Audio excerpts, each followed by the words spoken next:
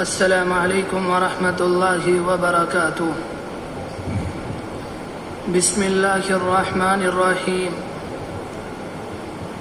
الحمد للہ وکفی وسلام علی عباده الذین اصطفی، اما بعد۔ اعوذ باللہ من الشیطان الرجیم، بسم اللہ الرحمن الرحیم۔ شہر رمضان الذي انزل فيه القرآن هدى للناس وبينات من الفرقان، صدق الله العظيم۔ وقد قال النبي صلى الله عليه وآله وسلم: الصوم لي وأنا أجزي به، أو كما قال عليه الصلاة والسلام۔ بہت ہی عزت و احترام کے مستحق میرے بزرگوں، قابل قدر دینی اور ایمانی بھائیوں، میرے عزیزوں، اتنا تو ہم سب کو معلوم ہے کہ چند ہی دنوں میں رمضان المبارک کا مہینہ شروع ہونے والا ہے یا آنے والا ہے۔ اس مہینے کی حرمت اور عظمت سے کون ایسا ہے جو نہ واقف ہو نہ آشنا ہو۔ اللہ تبارک و تعالی نے اس مقدس مہینے کو پوری امت مسلمہ کے لیے سال بھر کے گناہوں کے کفارے کا اور درجات کی بلندی کا ذریعہ بنایا ہے۔ یہ بہت شاندار مہینہ ہے۔ پیغمبر علیہ السلام کے بارے میں آتا ہے، جب آپ علیہ السلام رجب کا چاند دیکھتے تو ایک دعا پڑھا کرتے تھے۔ آپ پڑھتے تھے: اللہم بارک لنا فی رجب و شعبان وبلغنا الی رمضان۔ اے اللہ، ہمارے رجب میں، ہمارے شعبان میں برکت دے دیجئے اور ہمیں رمضان المبارک کے مہینے تک پہنچا دیجئے۔ یہ پیغمبر علیہ السلام کی دعا تھی۔ آپ رمضان المبارک کے ایک مہینہ 2 مہینے پہلے سے یہ دعا کرتے: اے اللہ، ہماری عمر میں برکت دے دیجئے، ہماری عمر کو اتنی مہلت دے دیجئے، ہماری عمر میں اتنا اضافہ کر دیجئے کہ آنے والا رمضان المبارک ہماری زندگی کے اندر آ جائے۔ میرے عزیزوں، رمضان المبارک کے آنے سے پہلے ہمیں اور آپ کو کچھ نہ کچھ تیاری کرنے کی ضرورت ہے، تاکہ ہم اور آپ رمضان المبارک کے ایک ایک لمحے سے، ایک ایک ساعت سے صحیح فائدہ اٹھا سکیں اور رمضان المبارک کا مہینہ شاندار طریقے سے گزرے۔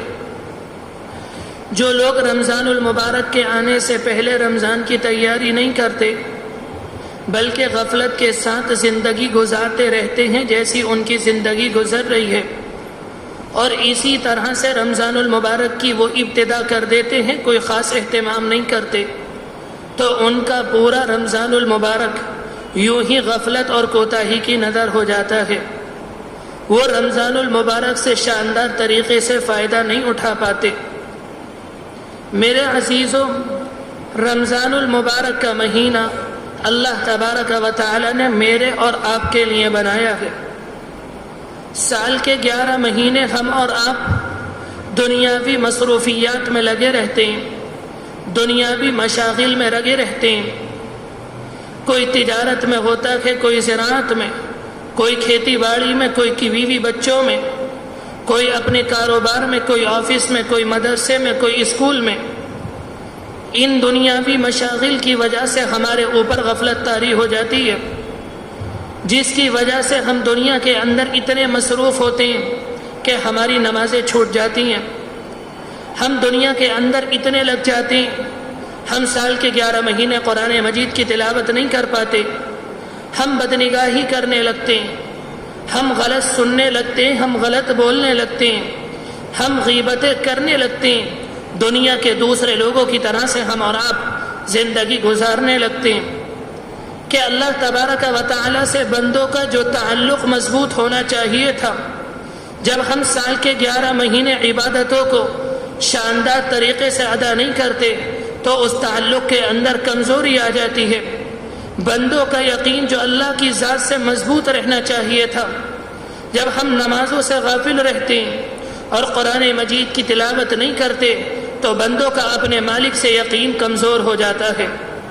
اللہ تبارک و تعالی نے رمضان المبارک کا مہینہ یہ ہمارے اور آپ کے لیے بنایا تاکہ میرے بندے اس مہینے کے دنوں میں روزہ رکھیں اور اس کی راتوں میں نفل عبادت کریں، رمضان المبارک کے مہینے میں ذکر کا خصوصی طور پر اہتمام کریں، قرآن مجید کی تلاوت کریں، اپنی نگاہوں کو پاک کرنے کی کوشش کریں، اپنے کانوں کو پاک کرنے کی کوشش کریں، اپنی زبان کو قرآن مجید کی تلاوت کے ذریعے پاک کرنے کی کوشش کریں۔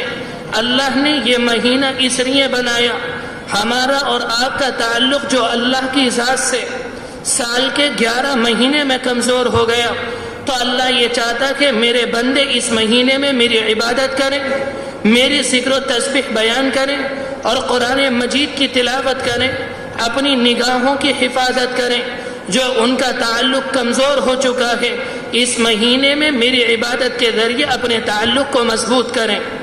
اللہ تبارک و تعالی نے یہ مہینہ اس لیے بنایا کہ قرآن مجید کے اندر فرمایا یا ایھا الذین آمنوا کتب علیکم الصیام کما کتب علی الذین من قبلکم لعلکم تتقون۔ اللہ نے اپنے بندوں کے اوپر روزوں کو فرض کیوں کیا؟ اللہ روزوں کے ذریعے بندوں سے کیا چاہتا ہے؟ اللہ نے صرف بندوں کے اوپر روزوں کو اس لیے فرض کیا تاکہ بندوں کے اندر تقوی آ جائے، بندوں کی زندگی گناہوں سے ہٹ کر نیکی کے راستے پر آ جائے۔ روزے اس لیے فرض کیے تاکہ بندے اتنے نیک ہو جائیں وہ جہنم کے راستے سے ہٹ کر جنت کے راستے پر آ جائیں۔ میرے عزیزو، تقوی کہتے کسے؟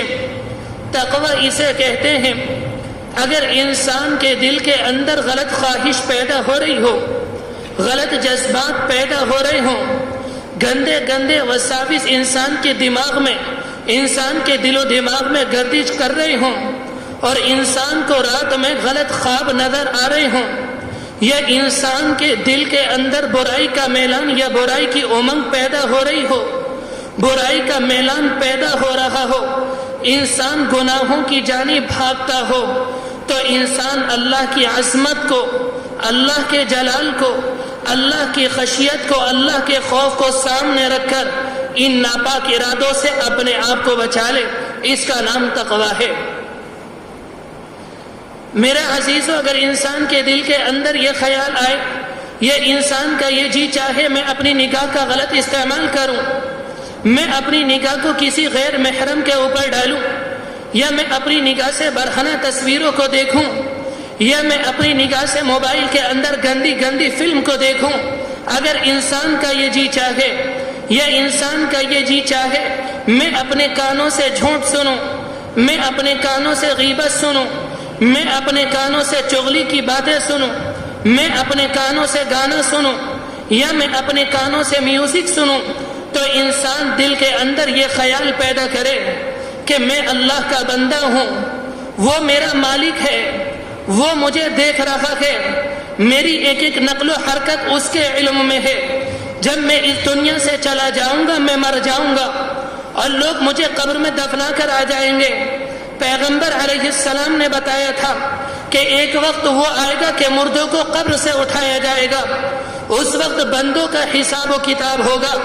انسان دل کے اندر یہ کیفیت لے کر آئے، اس وقت میرا مالک، اگر میں نے اپنی نگاہ کو غلط استعمال کیا ہوگا، میں نے اپنی نگاہ سے غلط چیزوں کو دیکھا ہوگا، یا میں نے اپنے کانوں سے غلط باتوں کو سنا ہوگا، تو میرا مالک مجھے سزا دے گا۔ اور اگر میں نے اپنی نگاہ کا غلط استعمال نہیں کیا ہوگا، میں نے قرآن مجید کو دیکھا ہوگا، میں نے اپنے کانوں سے غلط باتوں کو نہیں سنا ہوگا، میں نے اپنے کانوں کو پاک رکھا ہوگا، تو میرا مالک مجھے اس کا بدلہ ثواب دے گا اور مجھے جنت دے گا۔ اگر انسان دل کے اندر یہ خیال لے کر آئے، اللہ کی عظمت دل کے اندر لے کر آئے، اپنے آپ کو برائی سے روک لے، یہ تقوی کہلاتا ہے۔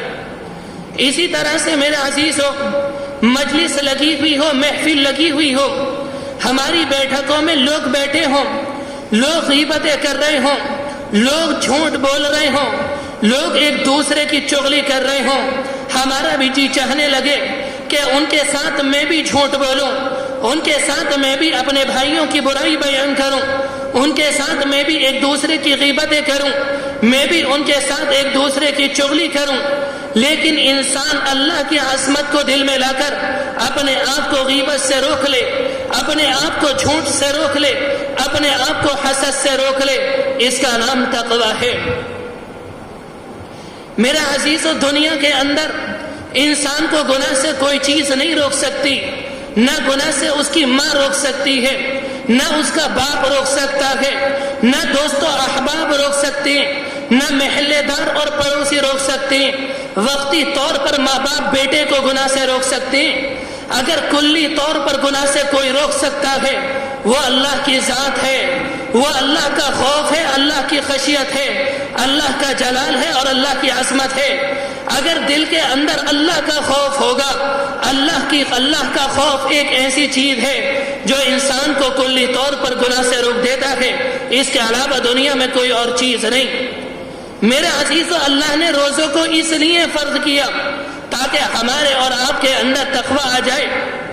اسی طرح ہم اور آپ روزہ رکھتے ہیں، گرمی کا موسم ہوتا ہے، شدید پیاس لگ رہی ہوتی، حلق کے اندر کانٹے کھڑے ہوتے ہیں، مگر کوئی انسان پانی نہیں پیتا، حالانکہ اس کے سامنے فریج میں ٹھنڈا پانی ہوتا ہے، کمرے کے اندر نہ دیکھنے والی ماں ہوتی ہے، نہ دیکھنے والا باپ ہوتا ہے، نہ دیکھنے والے بچے ہوتے ہیں، لیکن پھر بھی کوئی انسان پانی نہیں پیتا۔ بڑا انسان تو دور کی بات، اگر گرمی کی شدت میں 10 سال کا معصوم بچہ روزہ رکھ لے اور آپ ان سے کہیں، آپ اس بچے سے کہیں بیٹے ہم آپ کو ٹافی دیں گے، بیٹے ہم آپ کو ٹائز دیں گے، بیٹے ہم آپ کو پیسے دیں گے، ذرا ایک گھونٹ پانی پی لو، تو ایک معصوم بچہ پانی پینے کو تیار نہیں ہوگا۔ جو چیز انسان کو روزے کی حالت میں سخت پیاس کے عالم میں پانی پینے سے روکتی ہے، روزے کی حالت میں کھانا کھانے سے روکتی ہے، روزے کی حالت میں جنسی تعلقات قائم کرنے سے روکتی ہے، وہ صرف اور صرف اللہ کی ذات ہے، وہ اللہ کی خشیت اور اللہ کا خوف ہے، اللہ کے حکم کا احترام ہے، اس کے علاوہ کوئی اور چیز نہیں۔ اللہ تبارک و تعالی کہتا ہے، میرے بندو میں نے تمہارے اوپر روزے اس لیے فرض کیے تاکہ تمہارے اندر تقویٰ آ جائے۔ میرے عزیز و رمضان المبارک کا استقبال کیا ہے، ہمیں اور آپ کو رمضان المبارک کی تیاری کس طرح سے کرنی چاہیے؟ دین کی ساری بات اور دین کا سارا نمونہ ہمیں نبی اکرم علیہ السلام کی ذات میں ملتا ہے، ہمیں صحابہ اکرام کی ذات میں ملتا ہے۔ ہمیں یہ بات دیکھنی پڑے گی کہ رمضان سے پہلے پیغمبر علیہ السلام رمضان کی تیاری کس طرح سے کرتے، آپ صحابہ اکرام کو کیا تعلیم دیتے۔ آپ علیہ السلام کا معمول تھا کہ جب رجب کا مہینہ آتا آپ روزے رکھنے شروع کر دیتے، اور جب شعبان کا مہینہ آتا تو روایت کے اندر آتا ہے پیغمبر علیہ السلام شعبان کے مہینے میں ایک روایت میں 27 دن اور ایک روایت میں 28 دن روزہ رکھتے، اپنے آپ کو رمضان المبارک کے لیے تیار کر رہے تھے۔ حدیث شریف کے اندر آتا ہے کہ رمضان المبارک کے آنے سے ایک دن پہلے شعبان کی آخری دن میں صحابہ اکرام کو اللہ کے رسول نے جمع کیا، اور صحابہ اکرام کے سامنے آپ نے ایک خطبہ ارشاد فرمایا۔ آپ نے صحابہ اکرام کو رمضان کی عظمت کے بارے میں بتایا، رمضان کی اہمیت کے بارے میں بتایا، اور یہ بتایا صحابہ اکرام کو رمضان المبارک کس طرح سے گزارنا چاہیے۔ سلمان فارسی رضی اللہ عنہ بیان کرتے ہیں، خطبنا رسول اللہ صلی اللہ علیہ وسلم آخر یوم من شعبان فقال، آپ علیہ السلام نے شعبان کے آخری دن میں رمضان المبارک سے ایک دن پہلے ہمیں یعنی صحابہ اکرام کو ایک خطبہ ارشاد فرمایا۔ آپ نے فرمایا تھا، یا ایھا الناس قد اظلکم شہر عظیم شہر مبارک فیہ لیلۃ خیر من الف شہر، اے لوگ تمہارے اوپر ایک مہینہ آنے والا ہے، تمہارے اوپر رمضان المبارک کا مہینہ آنے والا ہے، تمہارے اوپر اللہ کی رحمتوں کا، اللہ کی برکتوں کا مہینہ آنے والا ہے، تمہارے اوپر مغفرت کا مہینہ آنے والا ہے۔ آپ نے فرمایا تھا اس کے اندر ایک رات ہے جو 1000 راتوں سے بہتر ہے۔ پھر آپ نے فرمایا تھا جعل اللہ صیامہ فریضہ وجعل قیام لیلہ تطوعا، اللہ تبارک و تعالی نے اس مہینے کے دنوں میں امت مسلمہ کے اوپر روزے رکھنے فرض قرار دیے اور اس مہینے کی راتوں میں عبادت کرنے کو نفل قرار دیا۔ پھر آپ نے فرمایا تھا فمن تقرب فیہ بخصلۃ من الخیر کان کمن ادى فریضۃ فیما سوا، آپ نے فرمایا تھا جو شخص اس مبارک مہینے میں کوئی نفلی کام کر کے، کوئی نیکی کا کام کر کے اللہ سے اپنے تعلق کو مضبوط کرنا چاہتا ہے، اللہ کا یقین اپنے اندر مضبوط کرنا چاہتا ہے، تو وہ اس شخص کی طرح ہے جس نے غیر رمضان میں کوئی فرض کام کیا ہو۔ آپ علیہ السلام نے فرمایا کہ اللہ تبارک و تعالی رمضان المبارک کے اندر نفل کام پر اتنا ثواب دیتے ہیں جو غیر رمضان کے فرض میں ہوتا ہے۔ میرے عزیزو، فرائض الگ چیز ہے، نوافل الگ چیز ہے۔ فرائض کا ثواب زیادہ ہوتا ہے، نوافل کا ثواب کم ہوتا ہے۔ فرائض انسان کے اوپر فرض ہیں، 5 نمازیں انسان کے اوپر فرض ہیں۔ اگر کوئی انسان ان نمازوں میں کوتاہی کرے گا، کوئی انسان ان نمازوں کو نہیں پڑھے گا تو اسے اس پر سزا ملے گی، عذاب ملے گا۔ اور کوئی اگر وقت کے پابندی کے ساتھ ان نمازوں کو پڑھے گا، جماعت کے ساتھ پڑھے گا تو اسے اس پر ثواب ملے گا۔ لیکن اگر کوئی انسان نفل عبادت نہیں کرتا، نفل نماز نہیں پڑھتا، اس پر انسانوں کو گناہ نہیں ملے گا۔ اگر کوئی انسان نفل نماز پڑھتا ہے اس پر انسانوں کو ثواب ملے گا۔ فرائض انسان کے اوپر فرض ہیں، نوافل انسانوں کے اوپر فرض نہیں، اس وجہ سے فرائض کا ثواب زیادہ ہے، نوافل کا ثواب کم ہے۔ لیکن پیغمبر علیہ السلام نے فرمایا جو انسان رمضان المبارک میں نفلی کام کرے گا، نفل عبادت کرے گا، اللہ تبارک و تعالی اس کا ثواب غیر رمضان کے فرائض کے برابر عطا کرے گا۔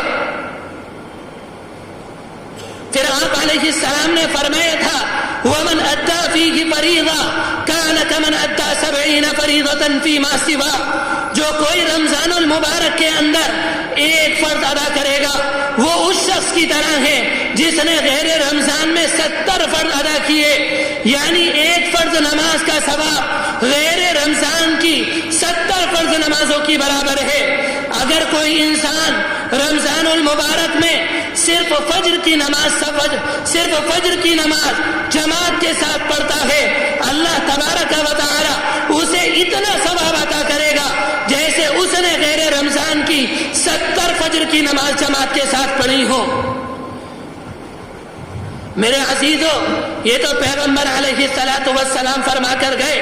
پھر آپ علیہ السلام نے فرمایا تھا وَهُوَ شَهْرُ الصَّبْرِ، یہ صبر کا مہینہ ہے، وَالصَّبْرُ ثَوَابُهُ الْجَنَّةُ، اور صبر کا بدلہ تو اللہ ہی دے گا، صبر کا بدلہ جنت ہے۔ ہم اور آپ یہ سمجھتے ہیں، ہم اور آپ یہ سمجھتے ہیں اگر کسی انسان کو چوٹ لگ جائے، کسی انسان کو تکلیف پہنچے، یا کسی کے گھر میں کسی کے والد کا انتقال ہو جائے، کسی کی ماں کا انتقال ہو جائے، کسی کے رشتہ دار کا انتقال ہو جائے، وہ زور زور سے نہ چیخے، وہ زور زور سے نہ چلائے، وہ زور زور سے نہ روئے، بلکہ وہ ضبط و تحمل سے کام لے، وہ اپنے اوپر کنٹرول کرے۔ ہم یہ سمجھتے ہیں کہ اس انسان نے صبر کیا۔ میرے عزیزو، یہ بھی صبر ہے، لیکن یہ صبر کا مفہوم بہت تھوڑا ہے۔ جو پیغمبر بتا کر گئے وہ صبر کا مفہوم بہت وسیع ہے۔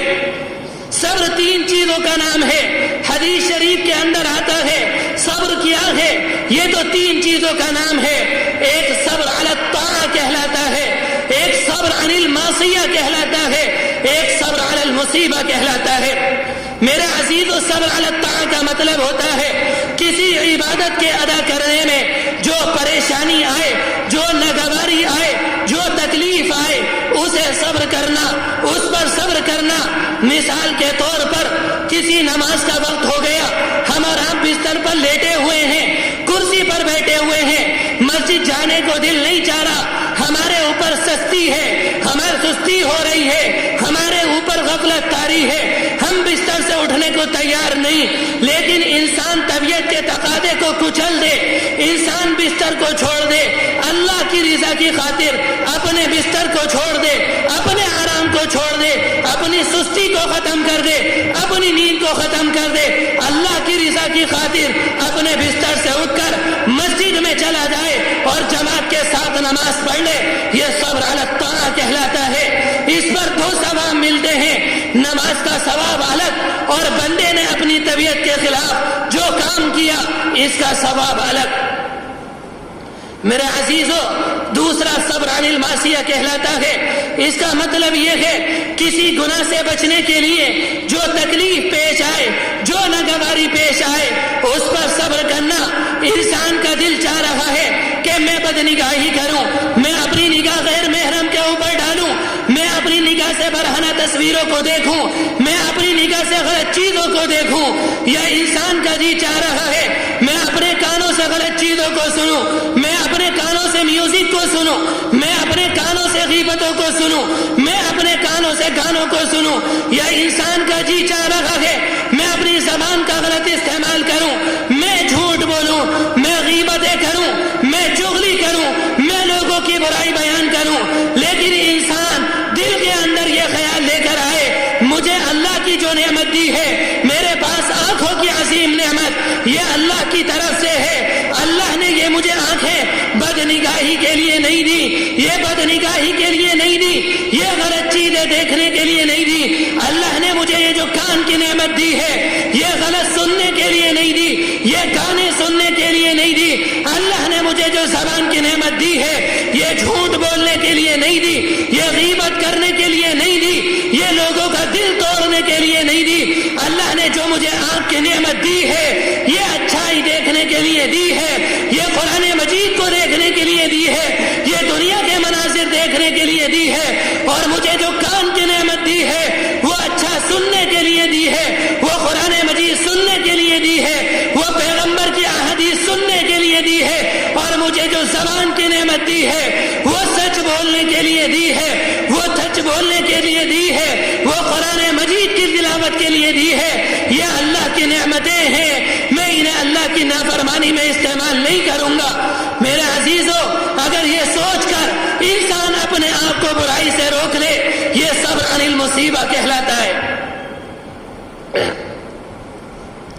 میرا عزیزو، ایک صبر علی المصیبہ کہلاتا ہے، انسان کے اوپر کوئی پریشانی آئے، انسان کے اوپر کوئی تنگی آئے، انسان کے اوپر کوئی غم لاحق ہو، وہ فکر مند ہو جائے لیکن وہ روئے نہیں، وہ چیخے نہیں، بلکہ وہ اپنے دل کے اندر یہ بات لے کر آئے میرے اوپر جو یہ تکلیف آئی ہے یہ اللہ کی طرف سے ہے، یہ اللہ کے حکم سے ہے، یہ اللہ کے اذن سے ہے، وہ میرا مالک ہے، وہ حاکم ہے، وہ حکیم ہے، مجھے اس کے فیصلے پر راضی رہنا ہے، مجھے اس کے فیصلے کے سامنے اپنا سر تسلیم خم کرنا ہے۔ اگر انسان یہ سوچ لے اور تکلیف کے اوپر پریشانی نہ کرے بلکہ یہ بات اپنے دل کے اندر لا کر صبر کرے، یہ صبر علی المصیبہ کہلاتا ہے۔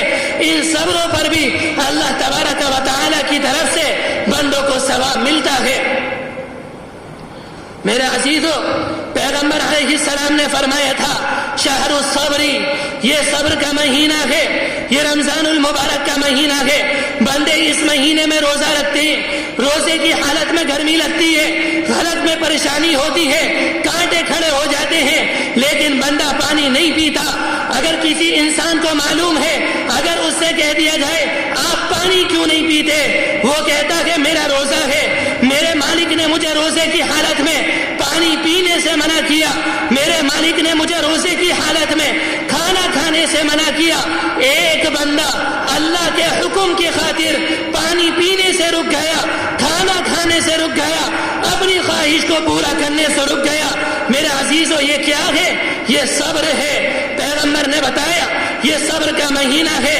اللہ تبارک و تعالی چاہتا ہے میرے بندو، جس طرح سے رمضان المبارک میں میرے حکم سے تم کھانا کھانے سے رک گئے، تم پانی پینے سے رک گئے، تم اپنی خواہش کو پورا کرنے سے رک گئے، اسی طرح سے سال کے 11 مہینے میں تم میرے حکم سے بدنگاہی سے رک جاؤ، تم غیبت سے رک جاؤ، تم غلط سننے سے رک جاؤ، تم جھوٹ سے رک جاؤ، جو بدلہ میں تمہیں رمضان کے روزے کا دوں گا وہی بدلہ میں تمہیں اپنی نافرمانی سے رکنے کا دوں گا۔ میرے عزیزو، پیغمبر علیہ السلام نے فرمایا کہ اس مہینے کے اندر جو اللہ کا بندہ کسی روزے دار کو افطار کراتا ہے، اس افطار کے بدلے میں اللہ تبارک و تعالی اس کے گناہوں کی مغفرت کر دیتا ہے۔ پیغمبر علیہ السلام نے فرمایا اگر کوئی اس مہینے میں کسی روزے دار کو افطار کراتا ہے، اللہ تبارک و تعالی اس کی گردن کو جہنم کی آگ سے آزاد کر دیتا ہے۔ پیغمبر علیہ السلام نے فرمایا اگر کوئی اس مہینے میں اپنے غلام پر تخفیف کرتا ہے، اپنے نوکر کے کام میں تخفیف کرتا ہے، اپنے خادم کے کام میں تخفیف کرتا ہے، اللہ اس کی مغفرت کر دیتا ہے۔ کل قیامت میں جب وہ بندہ اللہ کے پاس جائے گا، اللہ اس کی مغفرت کر دے گا۔ اللہ اپنے اس بندے سے کہے گا رمضان کی حالت میں تجھے میرے بندے کے اوپر رحم آیا، تو نے اس کے کام میں تخفیف کی، تیرا بدلہ آج یہ ہے، میں نے تیرے گناہوں کو معاف کر دیا، اب تیرا ٹھکانہ جنت ہے۔ میرے عزیزو، یہ وہ فضائل تھے جو پیغمبر علیہ السلام نے رمضان المبارک کے آنے سے پہلے صحابہ اکرام سے بیان کیے تاکہ صحابہ اکرام رمضان المبارک میں شاندار طریقے سے تیاری کر لیں۔ میرے عزیزو، رمضان المبارک میں آنے سے پہلے رمضان المبارک کے مہینے میں ہم اور آپ 2-3 باتوں کا خصوصی طور پر اہتمام کریں۔ سال کے 11 مہینے ہم اور آپ نفل عبادت کا اہتمام نہیں کرتے، یا تو توفیق نہیں ملتی یا ہم نفل عبادت نہیں کرتے، لیکن رمضان المبارک کے مہینے میں ہم اور آپ نفل عبادت کا خصوصی طور پر اہتمام کریں۔ مثال کے طور پر تہجد کی نماز ہے، تہجد عظیم عبادت ہے، اس کے بہت فوائد ہیں۔ علماء نے یہ بات لکھی ہے جو انسان تہجد کا پابند ہوگا اللہ اس کے دل سے دشمن کے خوف کو نکال دے گا، اس کے سامنے کیسے بھی حالات آئیں وہ انسان کبھی گھبرائے گا نہیں۔ پھر یہ فرمایا اللہ تبارک و تعالی جو انسان تہجد کی پابندی کرتا ہے اسے اللہ سے تعلق نصیب ہوتا ہے۔ میرے عزیزو، سال کے 11 مہینے میں رات کے آخر میں اٹھنا مشکل ہوتا ہے، لیکن رمضان المبارک میں ہم اور آپ سحری کے لیے اٹھتے ہیں، ذرا تھوڑا پہلے اٹھ جائیں، شاندار طریقے سے وضو کریں، 8 رکعت تہجد کی پڑھیں، یا کم سے کم 6 رکعت پڑھیں، یا 4 رکعت پڑھیں، یا 2 رکعت پڑھیں۔ اس کے بعد جی بھر کے اللہ سے دعا مانگے، اپنی بیویوں کے لیے مانگے، اپنے بچوں کے لیے مانگے، پوری امت کے لیے مانگے، اپنے کاروبار کے لیے مانگے۔ میرے بزرگوں پیغمبر نے بتایا تھا یہ قبولیت کا وقت ہوتا ہے، جو بندہ اس وقت میں اپنے مالک سے جو مانگتا ہے اللہ اس کی دعا کو قبول کرتا ہے۔ میرے عزیزو، رمضان المبارک میں قرآن مجید کی تلاوت کا خاص اہتمام کریں۔ قرآن مجید کو رمضان المبارک سے ایک خاص تعلق ہے جو آیت شروع میں نے پڑھی تھی، شہر رمضان الذی انزل فیہ القرآن۔ آیت کے شروع میں اللہ تبارک و تعالی نے پہلے رمضان المبارک کا تعارف کرایا، پھر بتایا اس مہینے کی اہمیت کیا ہے، اس مہینے کو دوسرے مہینے پر فضیلت کیوں حاصل ہے۔ اس کی وجہ یہ ہے کہ اللہ تبارک و تعالی نے اس مہینے میں قرآن مجید کو نازل کیا، اس وجہ سے قرآن مجید کو رمضان المبارک سے ایک خاص تعلق ہے۔ حدیث شریف کے اندر آتا ہے جب رمضان المبارک کا مہینہ آتا آپ علیہ الصلاۃ والسلام دنیا کے اندر تشریف فرما تھے، جبرائیل امین آپ کے پاس آتے اور آپ علیہ السلام جبرائیل امین کے ساتھ قرآن مجید کی دور کیا کرتے۔ میرے عزیزوں جو حفاظ ہیں میں ان سے کہنا چاہتا ہوں کہ رمضان المبارک کے ایک دن میں کم سے کم 10 پارے یا ایک دن میں 15 پارے پڑھیں، اور جو لوگ حافظ نہیں وہ کم سے کم رمضان المبارک کے ایک دن میں 3 پارے پڑھیں۔ حدیث شریف کے اندر آتا ہے رمضان المبارک کے مہینے میں یا رمضان کے علاوہ جب کوئی بندہ قرآن مجید کی تلاوت کرتا ہے تو قرآن مجید کے ایک حرف کے بدلے اللہ تبارک و تعالی اپنے بندے کے نامہ اعمال میں 10 نیکیاں لکھ دیتے ہیں۔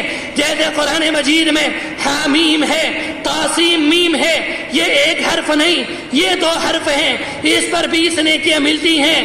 تاسیم میم یہ 3 حرف ہیں، اس پر 30 نیکیاں ملتی ہیں۔ اگر ہم قرآن مجید کو زیادہ سے زیادہ پڑھیں گے، قرآن مجید کے جتنے الفاظ، جتنے حروف ہماری زبان سے نکلیں گے، اتنی نیکیاں اللہ تبارک و تعالی ہمارے نامے اعمال میں لکھوا دیں گے۔ میرا عزیزو، تیسری اس بات کی کوشش کریں کہ رمضان المبارک میں جتنا ہو سکے، جتنا زیادہ ہو سکے کہ اللہ کا ذکر کریں، تسبیح پڑھیں، تیسرا کلمہ پڑھیں، استغفار کریں، پہلا کلمہ پڑھیں، درود شریف پڑھیں۔ رمضان المبارک کے ایک دن میں کم از کم 1000 مرتبہ کلمہ طیبہ پڑھیں، 1000 مرتبہ درود شریف پڑھیں، 500 مرتبہ تیسرا کلمہ پڑھیں اور 500 مرتبہ استغفر اللہ پڑھیں۔ قرآن مجید کی آیت ہے، اللہ کہتا ہے فاذکرونی اذکرکم، میرے بندو تم مجھے یاد کرو میں تمہیں یاد کروں گا۔ حدیث قدسی کے اندر آتا ہے، پیغمبر علیہ السلام نے فرمایا وَإِن ذَكَرَنِي فِي نَفْسِي ذَكَرْتُهُ فِي نَفْسِي، اللہ کہتا ہے جب میرا بندہ مجھے اپنے دل میں یاد کرتا ہے، پیغمبر بتا کر گئے اللہ یہ کہتا ہے میں اپنے اس بندے کو اپنے شان عالی کے مطابق اپنے دل کے اندر یاد کرتا ہوں۔ میرے عزیزو، پیغمبر نے بتایا تھا کہ جس مجلس کے اندر اللہ کو یاد کیا جاتا ہے، اللہ اس مجلس سے بہتر یعنی فرشتوں کی مجلس میں اپنے بندوں کو یاد کرتا ہے۔ میں نے آپ کے سامنے رمضان المبارک کے تعلق سے دو تین باتیں پیش کرنے کی کوشش کی۔